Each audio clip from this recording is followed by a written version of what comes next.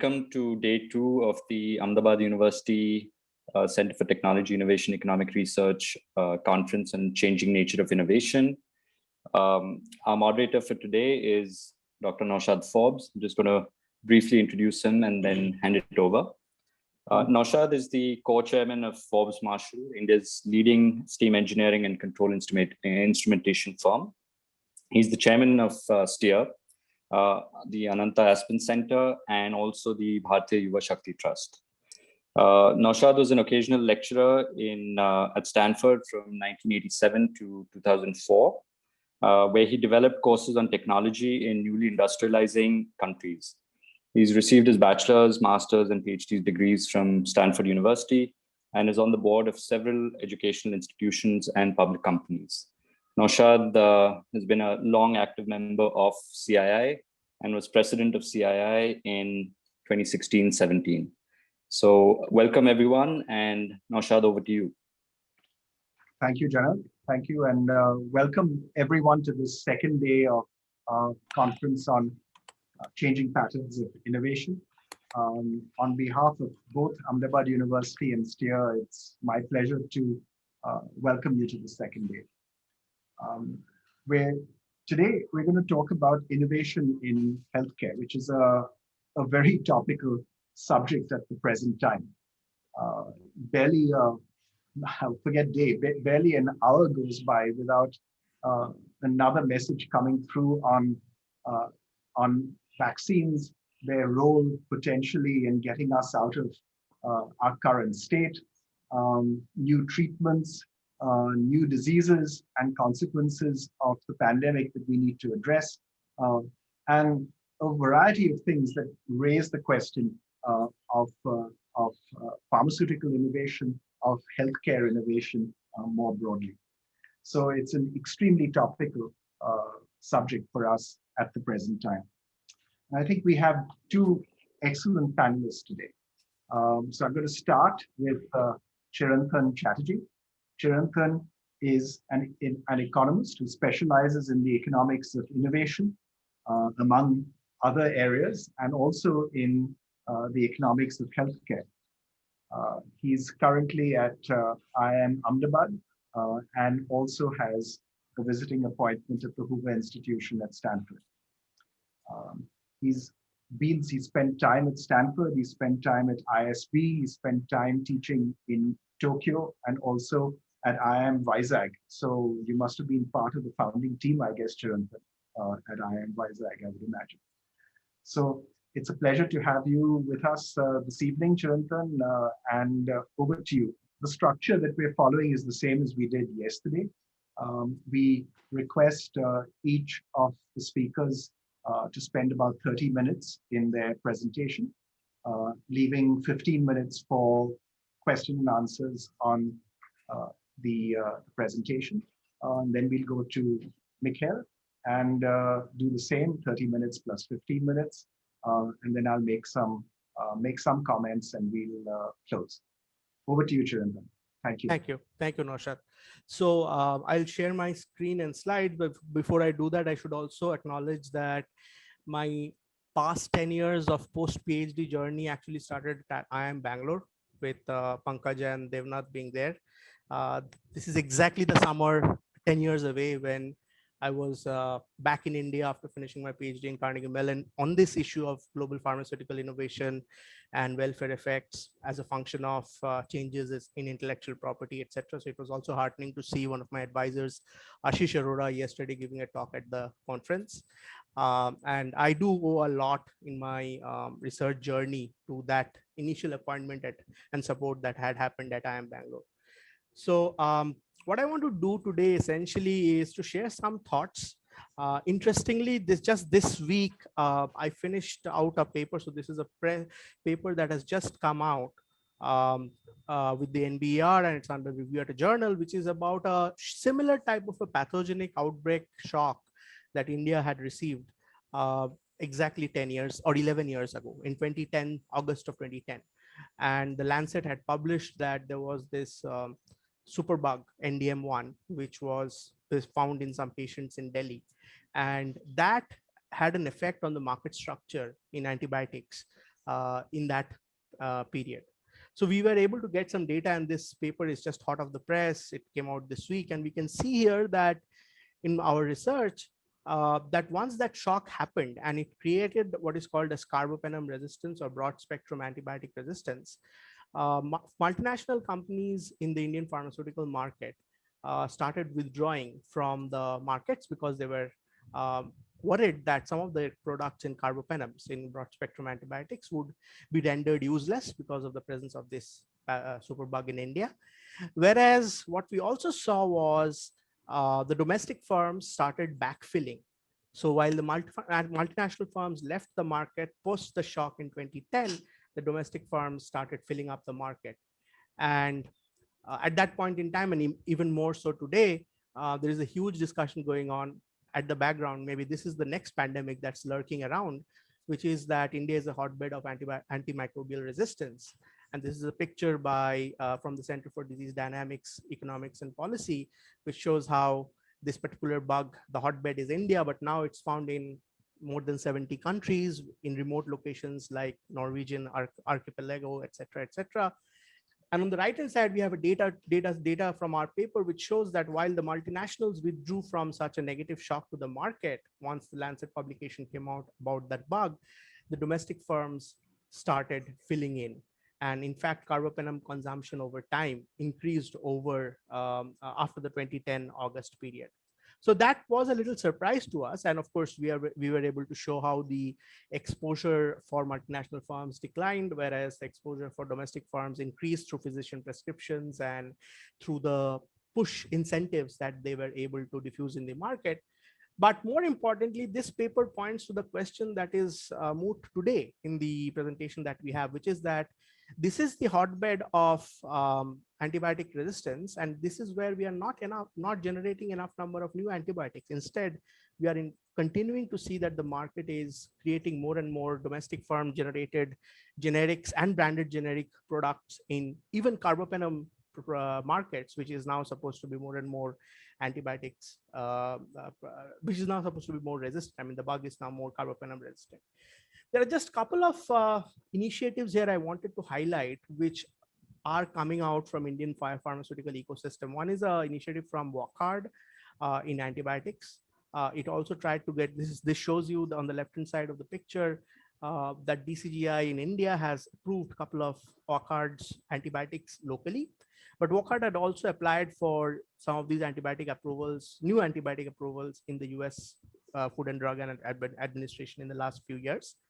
The other part, so this is an established biopharmaceutical company with a long lineage. It's a existing firm. On the other side of the spectrum, we also see entry by entrepreneurial startups like Bugworks in Bangalore, Anandant Kumar, who is running this, and they are doing startups and entrepreneurial work around finding new antibiotics and trying to solve this big global public health issue. But between them, there is a ocean of firms who are basically trying to sell non-innovative branded generics or generic products, which are only going to increase the global challenge in solving the antimicrobial resistance. Now, the answer to this question are several. Why Indian firms are not getting into this space of antibiotics R&D?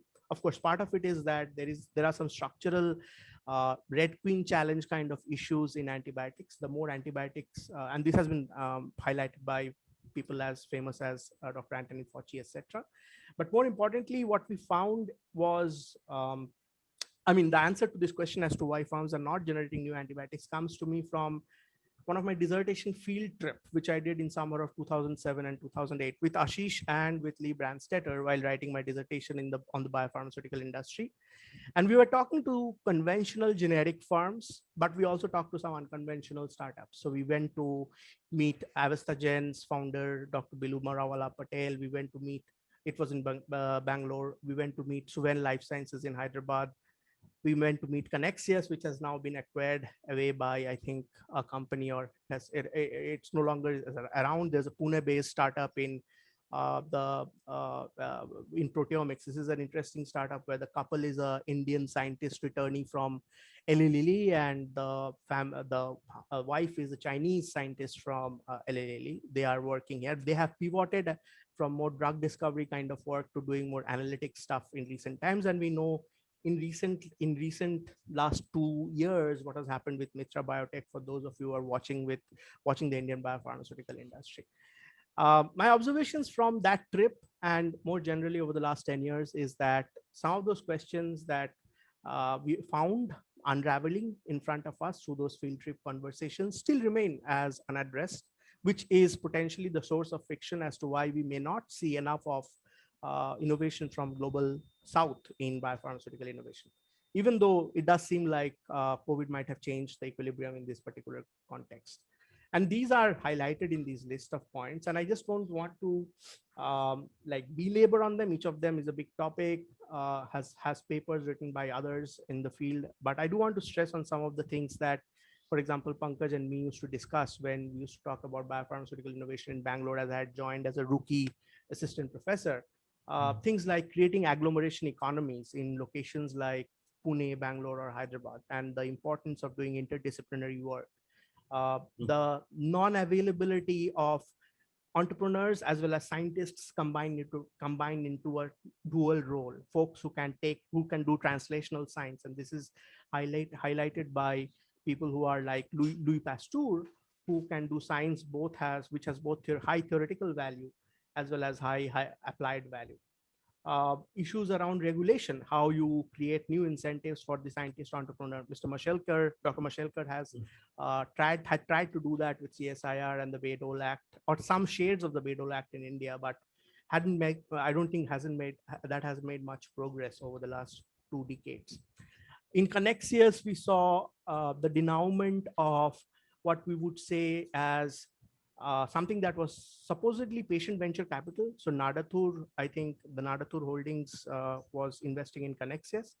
They've stayed with Connexius for a long time, but then they exited. And that's a feature that we can see in many other startup biopharmaceutical entities in India. And I'm sure it would be the same if you go to other global south countries like Brazil or in Bangladesh or in Thailand, etc. So the lack of patient venture capital, which can complement the innovation work, is well known and is not existing much beyond the usual suspect locations like in Boston or Palo Alto. There are, of course, human capital issues as well. And this combines with the point, which is the next one, which is, and that's something we heard from the field, which is having done a lot of incremental innovation over the last 5 decades, Indian pharmaceutical industry had developed strengths in chemistry, but had lost its taste for biology work. And it didn't really help that the educational curriculum in the country was not focused on theoretical biology or structural biology, which could complement work in chemistry over the time period.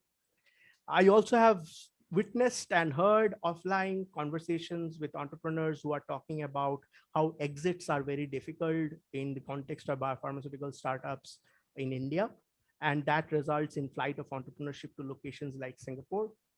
Today, if you look around, you can also see that this is obviously a global playing field. Ashish yesterday talked about markets for technology. And there other locations are competing with other global southern locations, and including India. And you can see that new hubs are arising in places like South Korea and Bangladesh. And obviously the race seems to be increasingly getting lost over time in terms of creating a radically innovative society coming out from India. And the other new layer I want to add to this conversation is that it does seem like in these last 10 years, there has been a huge diffusion of, I would say, appetite for services and tech innovation of the Practo or the Paytm kinds that has taken over any deep appetite that might have been left in India to create a life science economy. So, I mean, venture capital is limited. So everybody is competing for that money, and that bent of one crowds out the availability of funding for the other. And that does seem like one of the reasons why we are not seeing enough amount of radically biopharmaceutical startup work, even today, for example, going forward. So the next question that arises is probably, where are we going next as an industry from the global south in biopharmaceutical innovation? What I can say with some degree of confidence, some of it is anecdotal, some of it is empirical, is that even before COVID had started, some of these leading biopharmaceutical firms in India We're already pivoting into this new market opportunity around biosimilars. In Ahmedabad, we have Intas Pharmaceuticals, which is one of the pioneers in this space. Kiran Mazumdar-Shaw and Biocon has been doing some work in this space as well. Dr. Reddy's has made some first mover moves in this particular place as well. We also see the pivot from getting into preventive innovation than therapeutic innovation. So in the context of clusters like Bangalore, Pune, and Hyderabad, you see a lot of medical devices startups like JanaCare and Exciting Diagnostics and Achira. One new thing that I'm now observing, and I'm keen to see how it evolves in equilibrium, is the abilities of Indian biopharmaceutical firms to do drug repurposing. There's a big MIT database on drug repurposing. Last year, when COVID had just started, CIPLA was starting to talk about Lopinavir and some other antiviral drugs having COVID-related therapeutic properties. So I'm hoping that there would be more advents there by firms from the global biopharmaceutical south, and I'll come to that in just a bit. I have some slides on that as well. The other thing that we are noticing is the growth of alliances, both in the R&D and non-R&D space, especially in the non-R&D space. This new Roche CIPLA monoclonal antibody dual molecule that has come now in the market is a demonstration of that aspect of alliances going to be a big feature of a post-COVID biopharmaceutical work on the supply side. Broadly, I feel there are some advantages to be taken along with some structural shifts that need to happen in the innovation ecosystem. mRNA has its positive externality potential for other vaccines work, and it would be interesting to see whether the global biopharmaceutical search firms latch on to this disruption around mRNA technologies. You can see on my right-hand side, Nature reporting about a Thailand-based startup trying to do something like this. There's a Bangladeshi firm which now has capabilities, it claims, to do mRNA vaccines, etc. So I'm hoping that that would be offering some opportunity to some of these vaccine pioneers in Indian biopharmaceutical industry. My co-advisor, Lee Brandstater, who ultimately was my chair of my dissertation, had worked extensively on the Japanese innovation ecosystem during his dissertation times at Harvard. And one of his papers is around the ability of the Japanese to form R&D consortium across the public and private space to enhance innovation productivity of nations. And that's something that to me seems is one of the way forward to especially pool the risk that is involved in patient capital and in the uncertainty around innovation. And I want to finally highlight the point, the paper that is basically lying in the woods, differing by differing. I mean, it's a long paper. It has a lot of statistics, but this gentleman is basically trying to capture with his own proprietary data what kind of work that has happened in Indian biopharmaceutical drug discovery space. And it's worth paying attention to this paper. The basic takeaway from that paper is that at least till 2017, when he had it data uploaded and I shared some emails with him, the nature of the work that's happening in global biopharmaceutical innovation coming from India is more in the nature of known unknowns. Unknown unknowns was not in the space where they were trying to operate in. So they were all trying to look at validated targets in the human bodies. They were not getting into the unvalidated target space. Sorry, there's some jargon here, and I'm assuming a little level of knowledge about biopharmaceutical innovation here. But I just wanted to highlight these issues that are coming to me as I was trying to prepare for this presentation. How is the global R&D situation looking like? Well, this is a map from last week from in terms of the efforts around vaccines and approvals around the world from IQVIA. And you can see that there are 3 places where the Indian efforts are showing up here on Covaxin, Covishield, and I think that J&J is doing some, no, not J&J, someone else. I know that Zydus has a product, Zycov-D, which is probably going to be one of these products. There are about 3 or 4 efforts, such innovation efforts going on. Personally, I expected more. It seems like the biopharmaceutical industry was left stunned, and there was not enough R&D responses that has happened in the biopharmaceutical industry. And right now we look at Sputnik being brought to India by Dr. Reddy's, and perhaps there's an imprint here of Dr. Anji Reddy having this old Cold War era technology connections with the Russians, which he brought into IDPL, and that is paying off for Dr. Reddy's today. But I expected some of the pioneer biopharmaceutical firms to do more in the vaccine space not just launching another therapeutic like atolizumab, which has been launched by Biocon. What's happening to the repurposing space? So this is what I call as the Molnupiravir effect. And as you know, Merck didn't actually enter into the vaccine space. And this is very curious to me and some others, which is that while Pfizer and J&Js of the world have rushed into creating a COVID-19 vaccine, Merck has played it somewhat safe. Of course, its initial results of the trials were not very happy, so it had to play safe.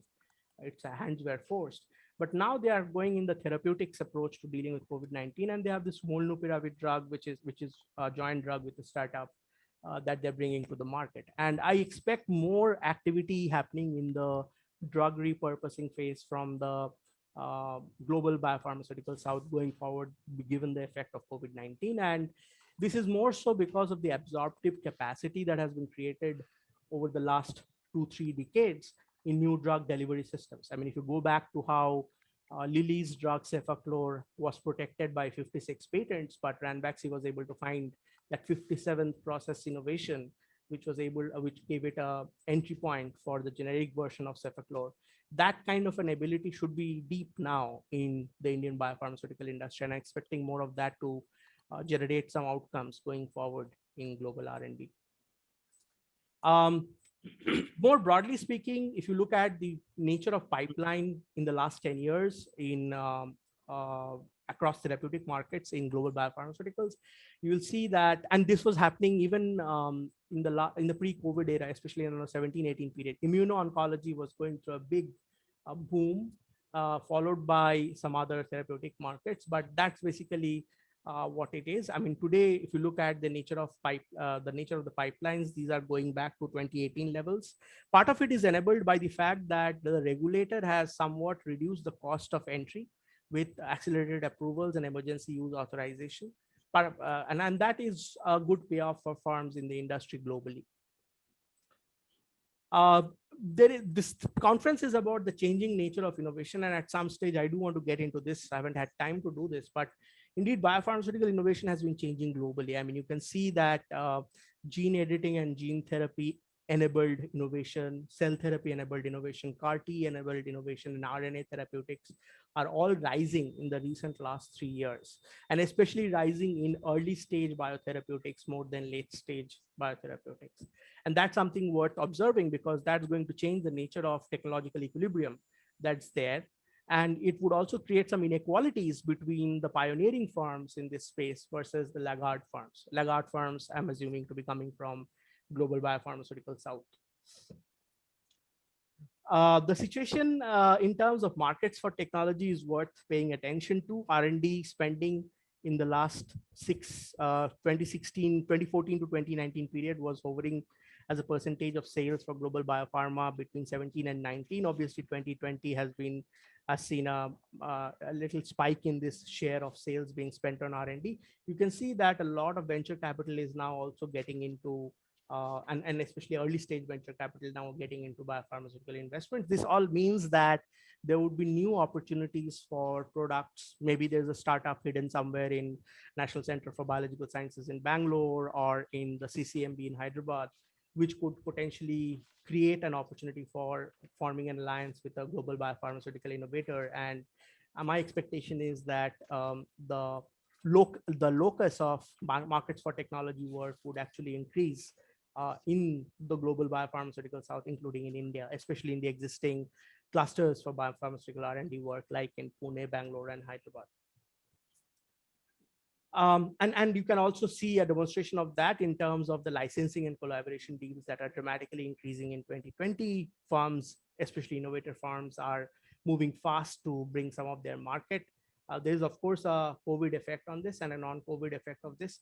And the most interesting thing I wanted to show to you guys was this data that came out on how the distribution of launch varies by different types of approval given by the regulatory authority. So in general, there has been a discussion that the regulatory authority in US and EMA has been slow in approving new drugs, which has somewhat contributed, among other things, to global biopharmaceutical innovation productivity. But you can see in the last 15 months, there has been a major pivot towards accelerated approvals, breakthrough designations, etc. And COVID has actually created some unintended, I would say, regulatory payoffs and incentives for firms that one can hope that laggard firms from the global biopharmaceutical south can also take advantage of going forward. On IPR, which was the second part of this story, we are all debating whether there should be a patent waiver on COVID vaccines. It's interesting that what I saw was a little bit of a game theoretic implication in how US signaled by saying it would support US patent, the COVID patent waiver, but European Union and Germany especially are taking a more harder stance on it. The argument being that manufacturing technologies and their transfer are also important and not just a patent waiver. And it would be interesting to see what happens to that, not just for COVID markets, but also for its implications for prior work in IPR shifts that were happening both in the global north and global south. So for example, India stayed out of the RCEP discussions, and that could change given the way COVID patent waiver work out going forward in the vaccines market. Also, the other thing to note is that TRIPS happened in 2005 in India, but least developed countries were supposed to get into a stronger patent regime, including Bangladesh, for example, this July, I mean, next month in 2021. Now, maybe they will get a waiver from the WTO and extension because of the health exigencies we all are in. But these kind of conversations would have an implication for regulatory incentives for small biopharmaceutical startups like Avestagen, which we talked about earlier. Finally, I think we are living in a very interesting time of the world where we are trying to basically go back to this classic debate that Lawrence Summers and Land Pritchett had highlighted in 1994, I think, in a World Bank working paper around what comes first, health or the economy. And this has been a huge debate also recently between those who are advocating the Great Barrington approach to thinking about lockdowns versus the John Snow approach to thinking about lockdowns. And this has a direct implication to how I think firms would also behave going forward, and the equilibrium role of IPR going forward from the global biopharmaceutical south. There are no clear answers, but it's like Mihkel was talking about today. I think there are huge implications on inequality. These issues were there even just before COVID. And given how the global biopharmaceutical ecosystem plays a normative role, will have an implication for the trade-offs and handling of them tomorrow. As Nelson Mandela has said, there's nothing I fear more than waking up without a program that helps me bring a little happiness to those with no resources, those who are poor, illiterate, and ridden with terminal disease. I just finished a United Nations project. This was not about India, but about economies which are most vulnerable, small island, tourism-driven economies. And from Africa to Latin America to Asia, I think there is a huge amount of concern in terms of famines and food starvation that might go on. World Food Program has given some very dangerous type of predictions in terms of how many people will go into poverty. And in that world, we have to now think about risky innovation and what should be the normative role of IPR. So to me, I think there would be a stewardship role that the global biopharmaceutical south can play, both from a supply innovation ecosystem perspective and from the policy equilibrium perspective related to intellectual property and other measures relatedly. So I'm over, Naushad. I see Mihkel has a question, I suppose, and I'm happy to take other questions. Terrific. Thank you very much, Chirantan. We have several questions on the chat. So I will start with, I'm going to go in order of, I think, Ashish Gosen first, then Pankaj, then I'll come to Mihkel, then Dipti Singhania, and then Anubha Shokan. So start with Ashish. And Ashish, I have to request you to unmute and ask your question because I'm not going to try to ask your question because I don't follow it. Okay, shall I read? Let me read the question. Let me read the question out. Ashish Gosen is asking, in my PhD study of the period 2005 to 2018, I found the conventional governance structure types as well as hybrid and polycentric value chain structures for antibiotics like glycolipid protein antibiotics.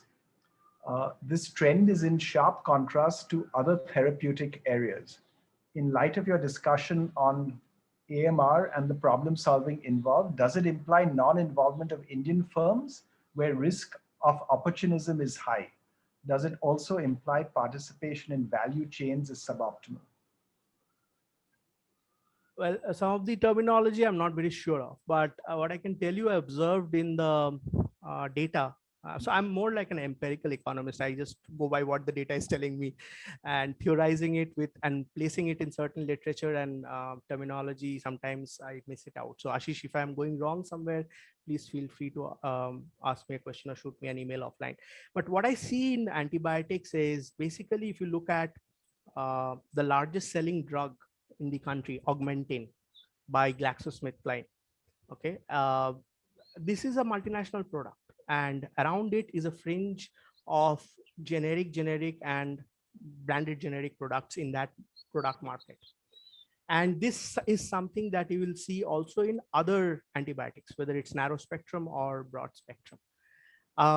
Leaving apart, as I was saying, some of the startups, not much, or work hard, not much innovation activity I am seeing in terms of R&D work, not just market presence, but innovation R&D work happening for Indian biopharmaceutical firms. Whether that's a function of they letting go of their ethics around the story, because you should be more cautious about selling all kinds of antibiotics, especially in this product market, or is it because of some sort of an absorptive, ex-ante absorptive capacity that these firms need to create R&D program in antibiotics? I'm not very sure of, but my sense is it's more of a, so I in one of my slides, I mentioned that the society has become more hungry for low-hanging fruits. We are becoming more and more an incrementally innovative society, and that gets reflected in the R&D work that I also see in the innovation work in the antibiotic context. More broadly speaking, when I was finishing my dissertation, 2005, and this was when I started my PhD, and we had data from 2005 and beyond.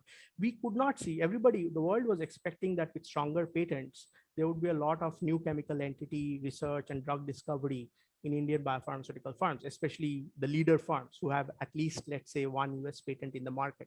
We didn't see too much of discovery work. All we could find was a little bit of NDDS, new drug delivery system efforts.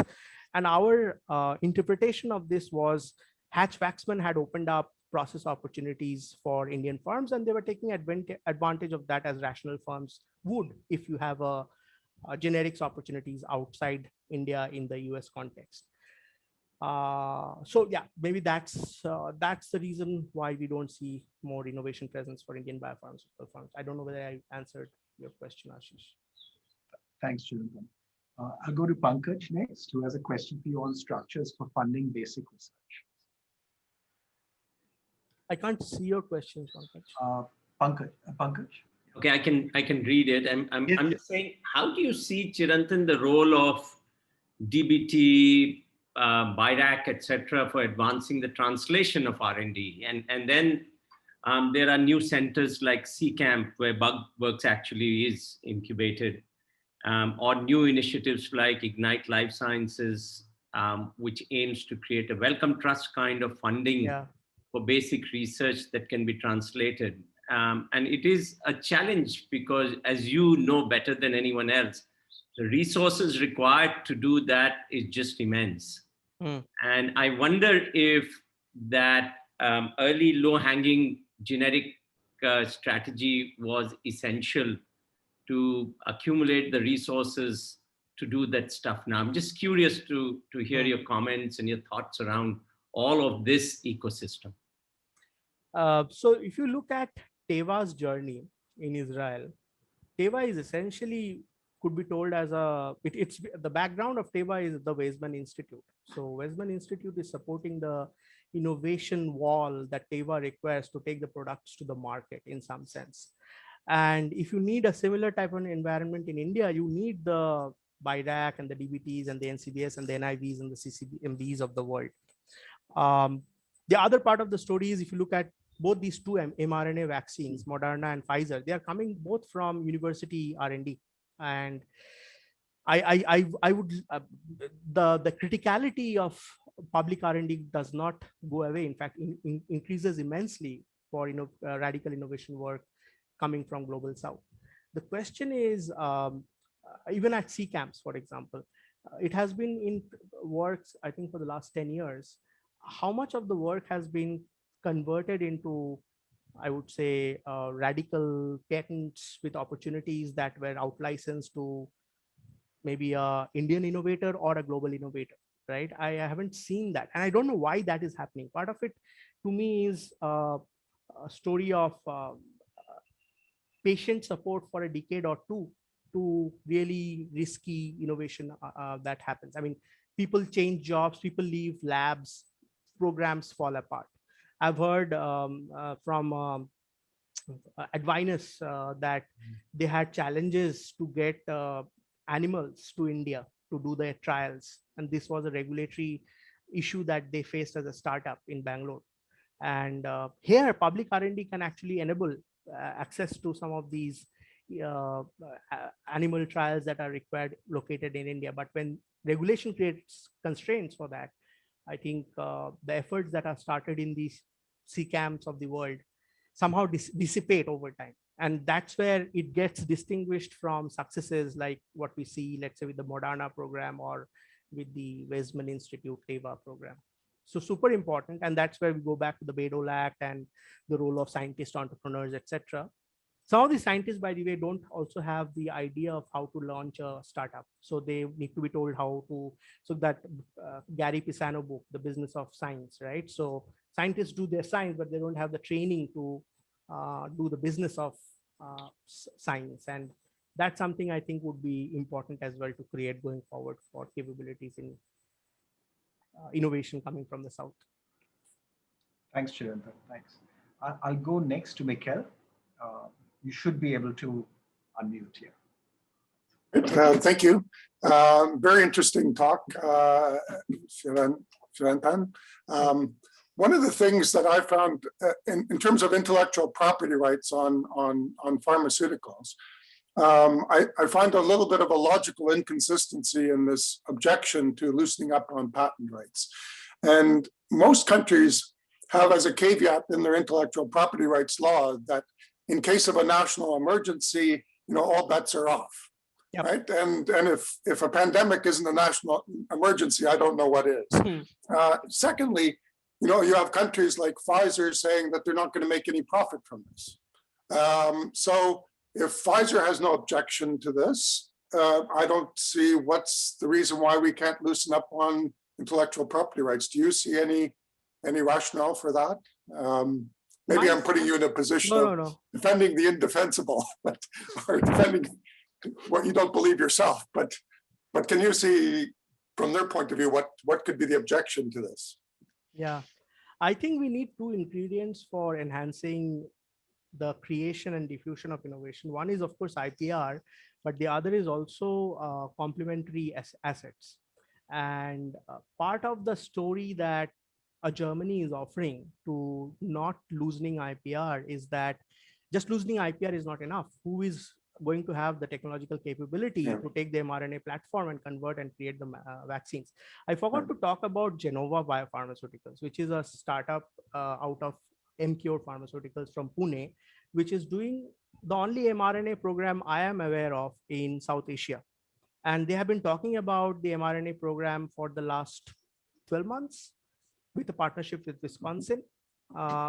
I am wondering what's happening with their trials. We can have a mRNA, and in fact, Moderna and others have said, take our product, take our technology and do it. We will not object to your innovations coming from the Global South. So there must be some technological deterrent beyond patents that's going to be complicating the work of global biopharmaceutical southern firms to get into this space. And therefore, in that world, having patents or no patents is probably not so relevant, is my interpretation of it. But we'll see how it goes. And the other part of the story is Covaxin is also partially funded by ICMR in India.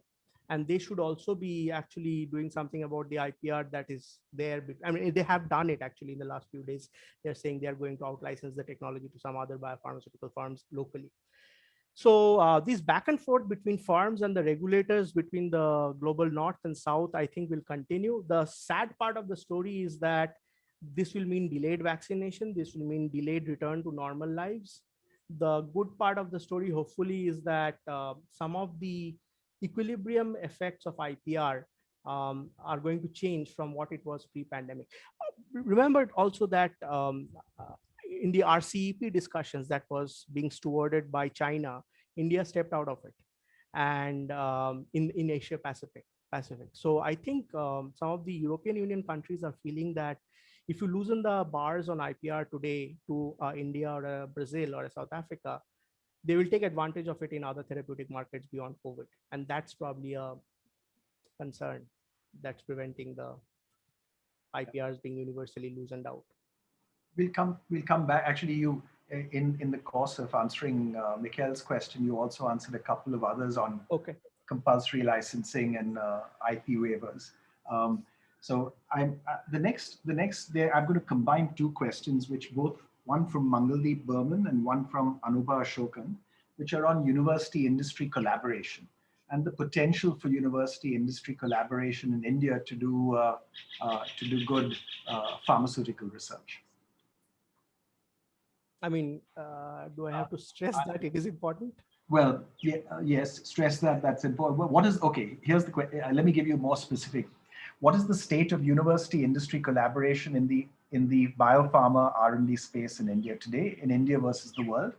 And especially in light of the point that you made about Indian firms getting better at chemistry, but not biology.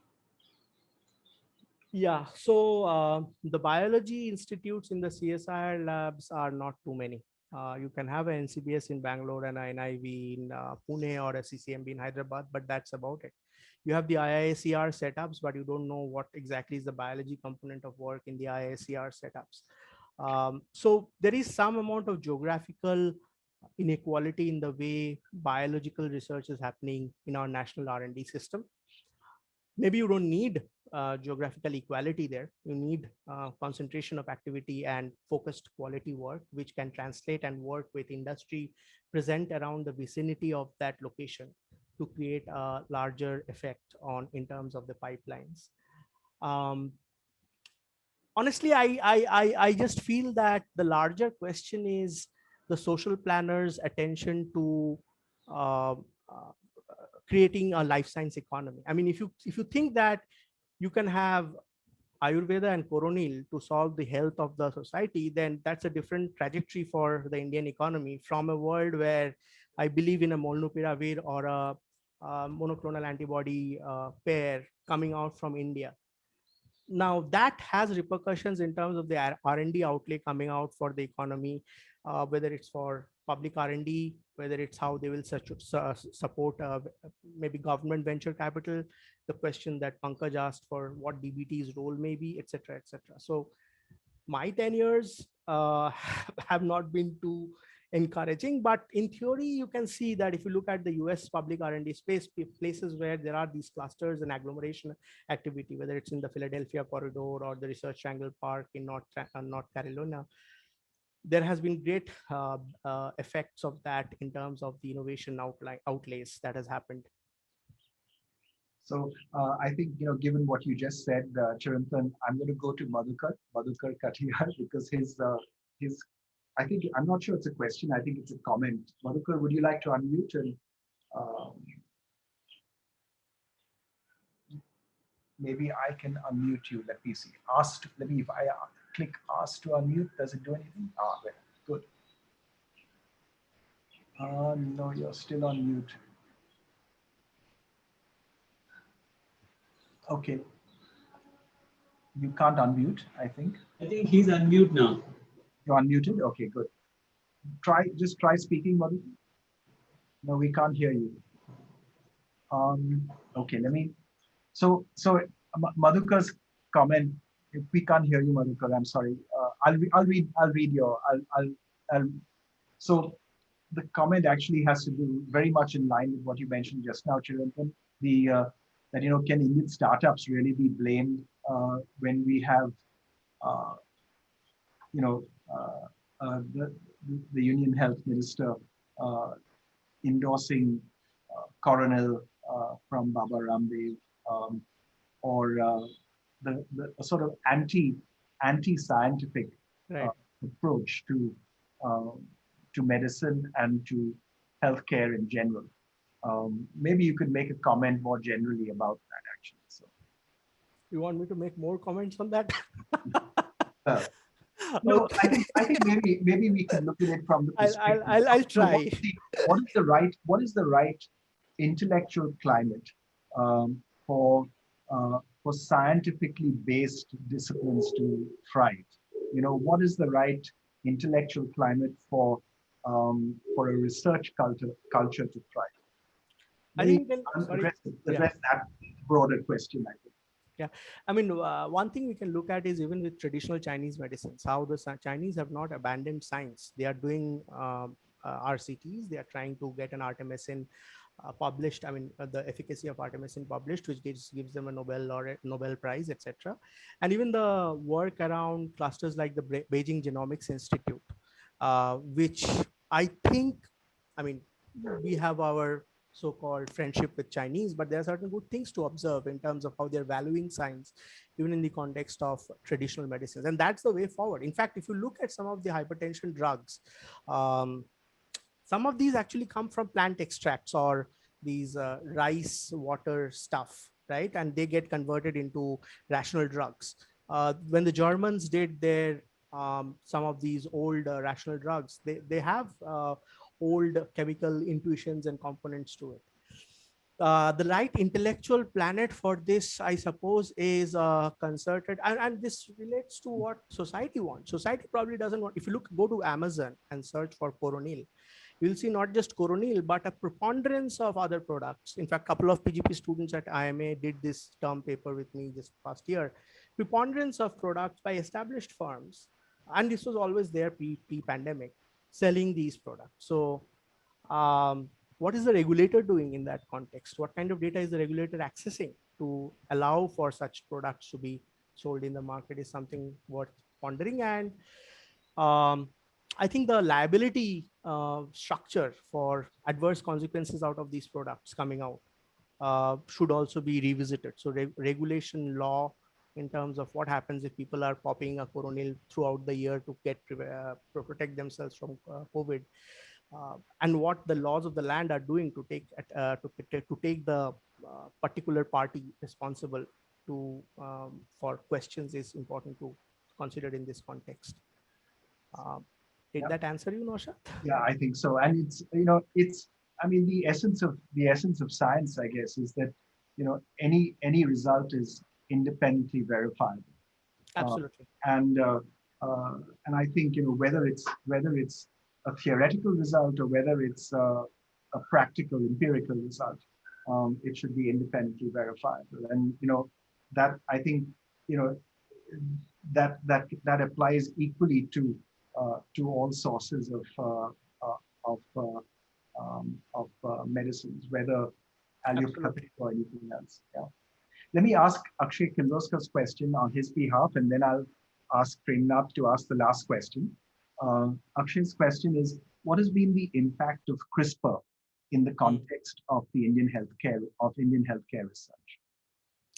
This is I don't know. I have to go to Pharma Projects data or IMS R&D Insights data to look at how this is impacting entry of new startups. I expect some activity from new startups who are taking advantage of CRISPR technology for early stage biopharmaceutical innovation work. But I don't have data readily available.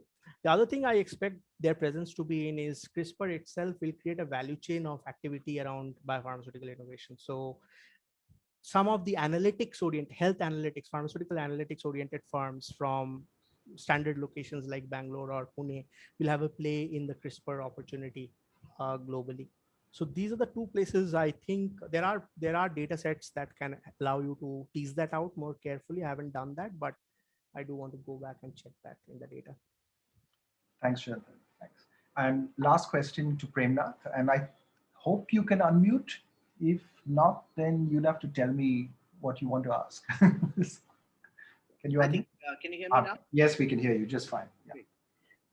Couple of quick points. One of the things I wanted to comment on was that when we were looking at some of these drugs, small molecule drugs, including remdesivir or molnupiravir, you will find that patent waiver does help, if at all it is to help, because people have the capabilities to produce those drugs, right? The problem in biopharma is different. We don't have the base capabilities to actually quickly produce large molecules, and even worse, even the vaccines, right? So as you said rightly, Moderna has provided has agreed to provide licenses from October of 2020, but there isn't anybody who can taking advantage of use it. that technology, and therefore a patent waiver is, or asking for a patent waiver in such domains is practically useless. Now, I wanted you to comment on something else which has been bothering me, which is that in the biopharma space, where there are large molecules involved, and besides the process of innovation is so time consuming and expensive. We are actually in a very difficult position right now, with all the, out of the top 10 molecules in the world today that are selling, majority are biopharma molecules, and we are very far away from it. Even if the patents expire, we will not be able to catch up on producing some of those drugs, which basically means that India as a low-cost destination where we could have the lowest cost of healthcare seems to be something which is a threat, right? Do you want to comment on that? What do you think should be the strategy of the Indian government to create a space in the biopharma space? How do we reproduce maybe something which we did in the 70s for small molecules, given the fact that biopharma development is so different from small molecule development? My sense is just costs won't cut it enough these days compared to what it was in the 1970s. Especially because, as you rightly said, a large part of the global biopharmaceutical innovation pipeline today is dominated by these large molecule products. And Indian firms, even before pandemic, were actually preparing to create generics of these large molecule products, so biologics, biosimilars, etc. And these biosimilars require clinical trials, they require some science. And for that, you need to create capabilities even at Intas Pharmaceuticals and Biocon, for example. In terms of how to restore the India as an attractive destination, I think the human capital is there. What is needed is a change in thinking and respect for science, like Naushad was saying. What has happened in the last 3-4 years, since even before the pandemic, this Bottle of Lies publication and the Ranbaxy whistleblower book, etc., is that everybody starts thinking that low cost is basically a proxy for low quality. And it is an effect, or it has an effect also on the supply side capabilities of firms. Maybe you're fudging data in some dark room in Hyderabad and producing your generic bioequivalent of the product. I think government needs to again restore that trust around science that Indian biopharmaceutical had developed even in those 70s to, I would say, like restore some competitive advantage in the new global biopharmaceutical innovation pipeline. Otherwise, if it feels like, oh no, the cost of healthcare debate is going on in the rich world as well, we don't want to play the innovation game, we want to play the generics game in the rich world, so let the status quo continue. Yeah, maybe if we provide some short-run profits to a bunch of firms, but if you want to really differentiate yourself from a Korean firm like Celltrion, I think is the name of the company, and some other destinations here, some other locations here who are running a horse race with Indian biopharmaceutical firms in this space, you will probably need science and an appetite and respect for science to restore back some advantage for the industry. Thank you, Chirantan. Thank you very much. I think there are actually 2 more questions, but I would request both Shoini and Rakesh to please ask them after Mihkel speaks, because we're about 5 minutes over as of now in time. So we'll go on to Mihkel's presentation, and then I think both questions are actually relevant to Mihkel's presentation that I had a look at earlier today. So with that, let me thank you again, Chirantan, and thank you very much. Thank you very much. Introduce Mihkel. Mihkel Tombak is the Hatch Professor in Technology Management and Strategy and chairs the Department of Management at the University of Toronto. And he also has a cross appointment with the Institute of Health Policy. So Mihkel, you're eminently qualified for this session. And he served at faculties at INSEAD, at the University of British Columbia, at the Helsinki School of Economics, and at Queen's University. So over to you, Mihkel. Thank you very much, Naushad. And yes, due to my cross appointment in the Faculty of Medicine, I often have arguments with my wife on health issues, and I tell her not to argue with me. I'm in the Faculty of Medicine, but I am not very well versed. I'm afraid I am more of a health economist, like Chirantan. So first of all, let me express my sympathies for what's going on in India with respect to COVID. The rest of the world has had a little bit of a taste of it. It has hit India particularly hard, and we can certainly sympathize. Also, let me express my thanks to the organizers of this conference, Professor Pankaj Chandra, Janak Nabar, and Naushad Forbes for organizing this. I'm actually very honored to be able to present here. My presentation is going to be more of a broader scope one. I haven't chosen one particular paper to focus on, and I hope to. So it's broader scope in terms of the history. It gets into a little bit of economic history and history and scientific development in healthcare, and in terms of some of the differences for healthcare in healthcare. It corresponds a little bit with what Ashish was talking about yesterday, and complements, I think, quite a bit what Chirantan was talking about. Although I would say that I'm a little bit more optimistic than Ashish in terms of private sector involvement in basic science, and I think in healthcare it's particularly true. And what I hope to achieve also in this talk is to basically say that things have been speeding up in terms of developments in healthcare, have been accelerating, and in part I think the credit goes to theory. In part, so for example, this very rapid COVID vaccine development, some of the credit does belong to some advances in the theory side, and also I hope in this talk to motivate some people to study. So if there are some PhD students, some people who are more empirically minded, hopefully they get some ideas on what could be high impact topics to discuss or to study. Okay, so let's just talk about generally, the Morch of Science. I think Ashish might have talked about this a bit, how the general view was we moved from basic research, which is creation of new knowledge, in the context of, well, where there's no commercial thought to it, just creating new knowledge for the sake of new knowledge. Then moving on to applied research, where that creation of new knowledge is maybe more specific and directed towards some commercial development, and then finally on to the development side. And a classic example of this is the initial paper and by Albert Einstein, and I think it was 1915 in quantum mechanics. Then later on, resulting in developments in solid state physics in the 1930s and 40s.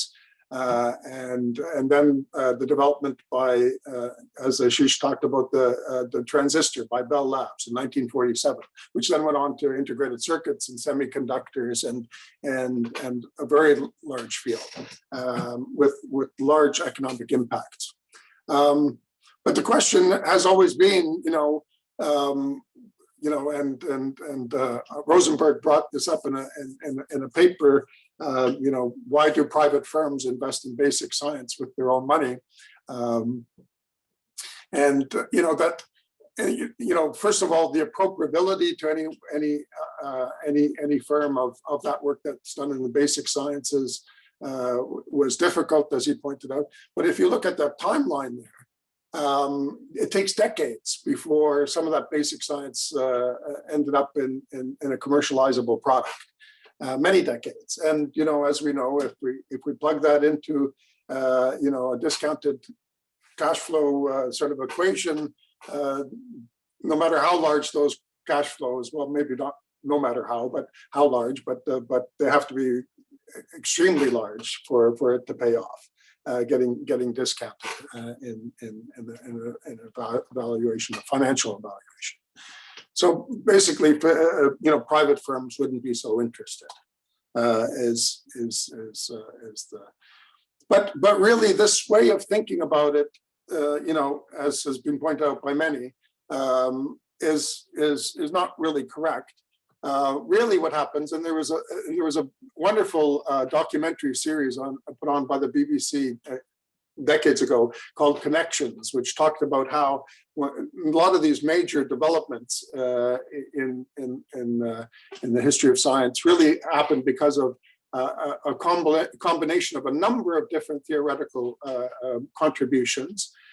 Sometimes what started off as more applied research ended up making contributions to basic research.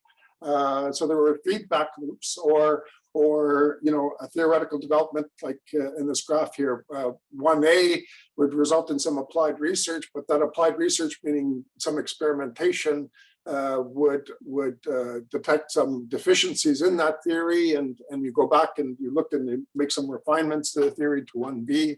So there's feedback loops between the applied research. So it's a much messier reality in moving forward. The unfortunate thing is, and I'm going to use that whole paradigm because a lot of the data is in the form of basic research, and we're used to thinking about basic research being done by the universities and applied research perhaps being done by private firms, and certainly the development side being done by private firms.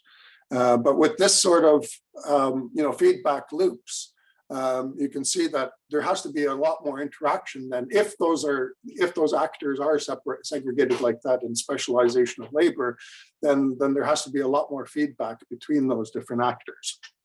And here's some examples from Nathan Rosenberg that I found quite amusing, and in terms of people who started off working in applied areas. Louis Pasteur, for example, in the 1870s, he was working on how to preserve wine. The results of his research ended up, developing a whole field in basic science, bacteriology. In the 1920s, Carnot, working on making steam engines more efficient, results in a whole new field, thermodynamics. And in the 1920s, some applied research by Jansky on trying to eliminate noise in wireless signals, so how to get rid of that radio noise, ended up just evolving into a field of radio astronomy. So here's some examples, some prominent examples of that sort of feedback loop between applied research and basic research. Now, what's so exceptional about healthcare? And I'm going to draw those models. I'm going to draw the relationship between that and healthcare research soon. Well, there's a number of exceptional things about healthcare that I've discovered, and that's why probably we have this health economics as a special branch of economics, because there is some very special things. One thing in terms of very basic microeconomics. when we think about supply and demand curves, demand is derived from maximizing utility of the consumer. Well, in the healthcare sector, what's very interesting there is that they've decomposed, and in that model of demand, the consumer is the one who's paying and who's the one who's deciding and who's the one consuming and benefiting from the consumption. It's all, aggregated into one person.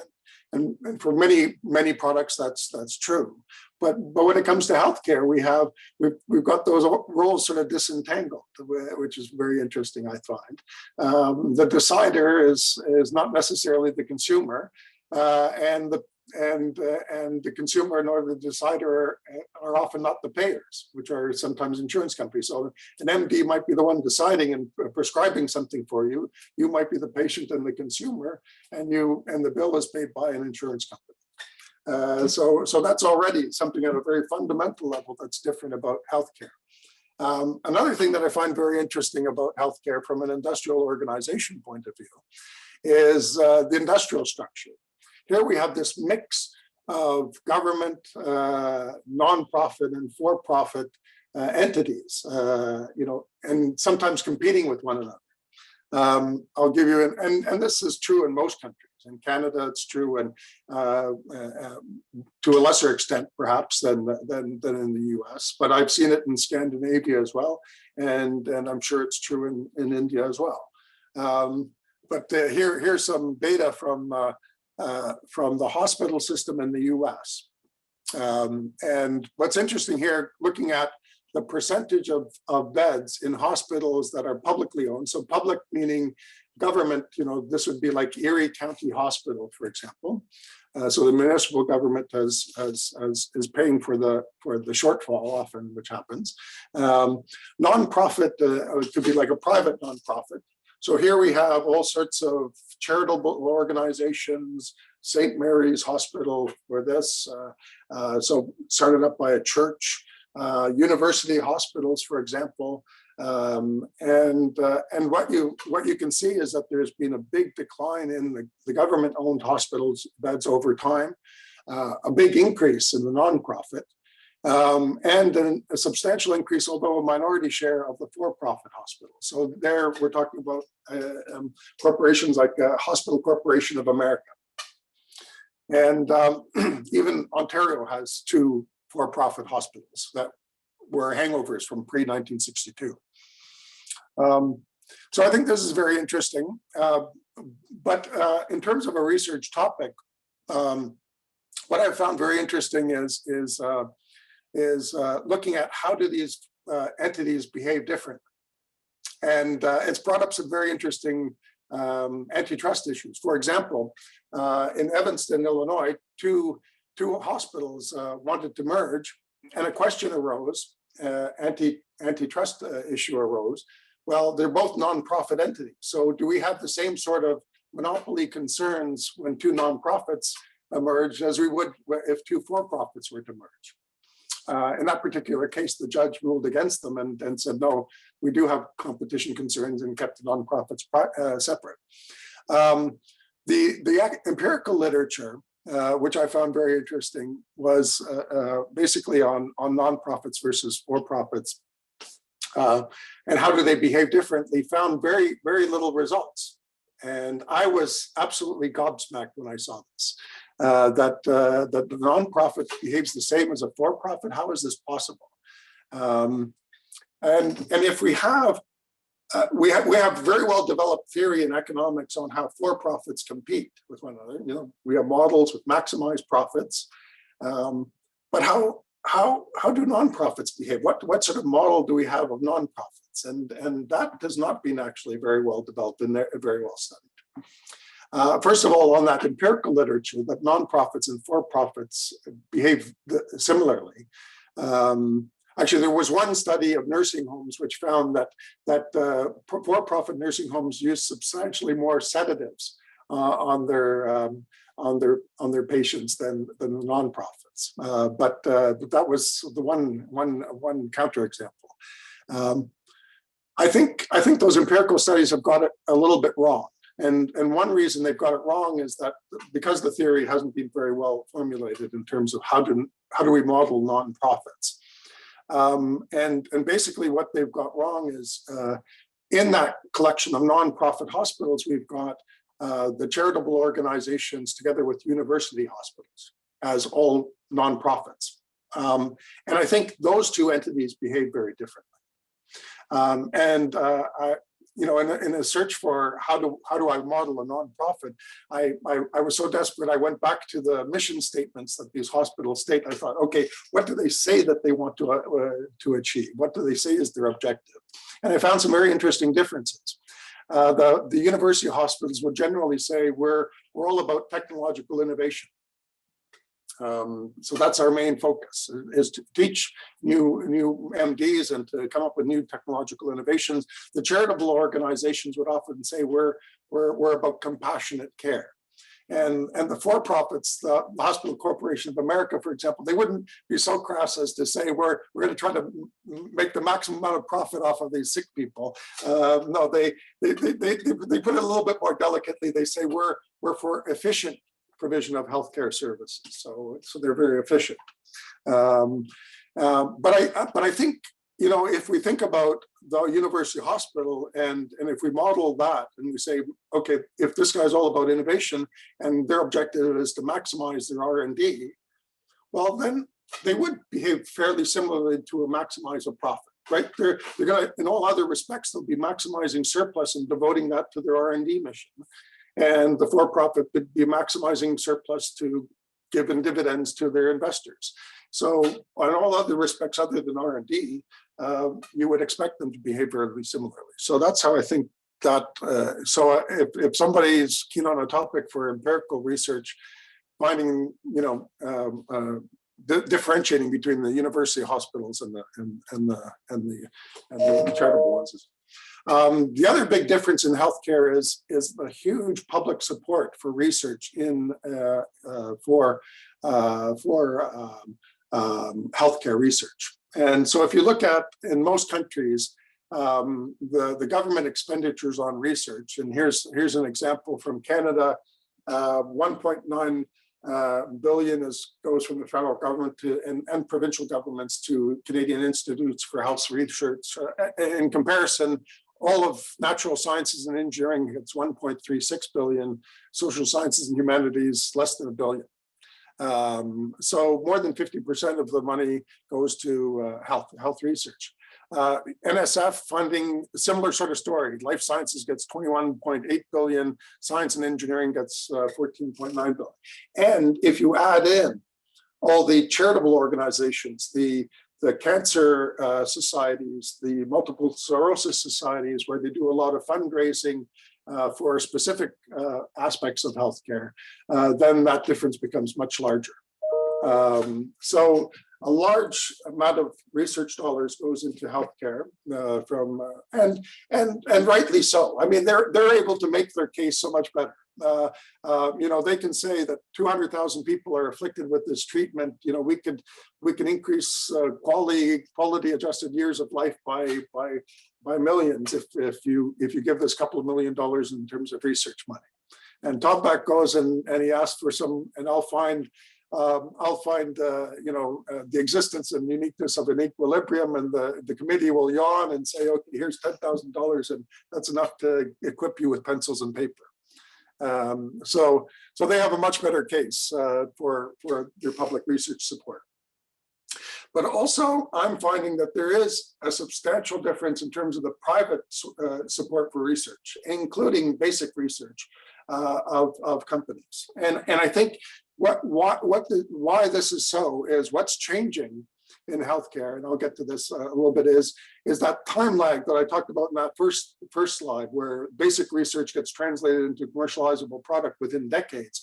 That has dramatically shrunk, and in particular for healthcare.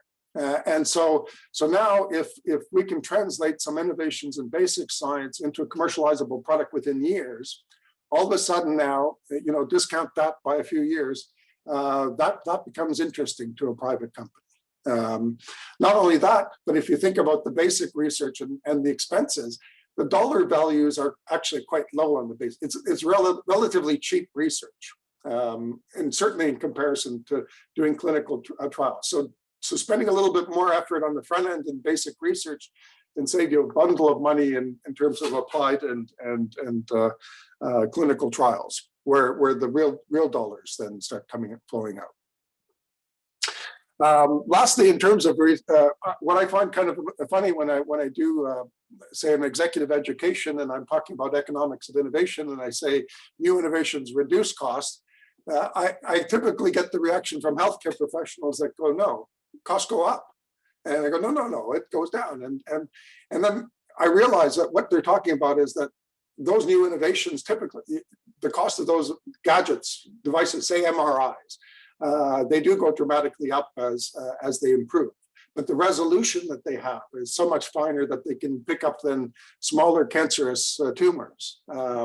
And so they're much more effective in their job. So that last point is what's really important in healthcare research is to think of in hedonic terms, the price per unit of quality. So in terms of private monies, I think this has already been brought up, and this came out of an article in The Economist just last week on are drug patents worth it, and they were saying that it seems to be less and less worthwhile, which I think gets to Chirantan's point about why did firms back out of coming up with these antibiotics. And generally, firms have been saying there's not enough money in it. And I think generally what's happened here is that, well, spending has gone up in the last 6 years, as Chirantan pointed out. And as a percentage of R&D, you can see that there's certain companies that are outliers. Merck in particular there. Merck is up in the high 20%. The highest in percentage of sales.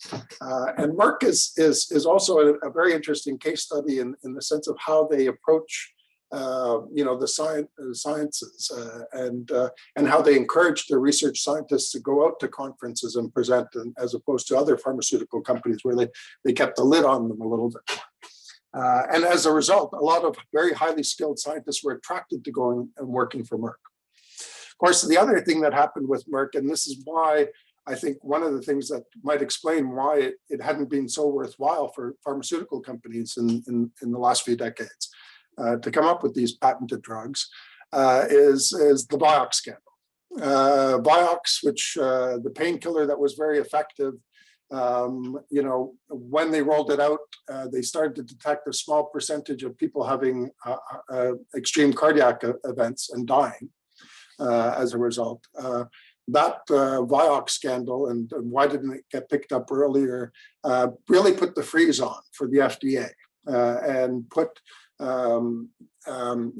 made them very cautious in terms of approving of new drugs, asking for more data on clinical trials, asking for more data on side effects and things like that. So it really made drug development a lot more expensive.